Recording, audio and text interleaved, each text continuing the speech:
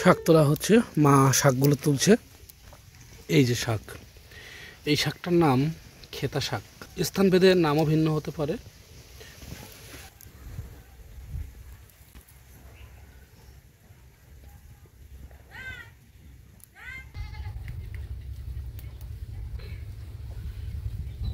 খেতা শাক আগেই বলেছি, এই শাকটা ক্ষেতের আল বা পুকুরের সাইডে বা এরকম প্রতিটি জায়গাতে বা বিভিন্ন জায়গায় একদম আজোয়াভাবে বেড়ে ওঠে। এই শাকটা গর্ভবতী মায়েদের জন্য ভীষণ উপকার, বা সাধারণ মানুষ খেতে পারে। একটু চিংড়ি মাছ দিয়ে খেতে একদম দুর্দান্ত ফাটাফাটি লাগে, খুব সুন্দর। ট্রাই করে দেখতে পারবেন। এই শাকটা এক এক এলাকা ভেদে এক এক নাম হতে পারে, বাট আমার এলাকাতে নাম হচ্ছে খেতা শাক।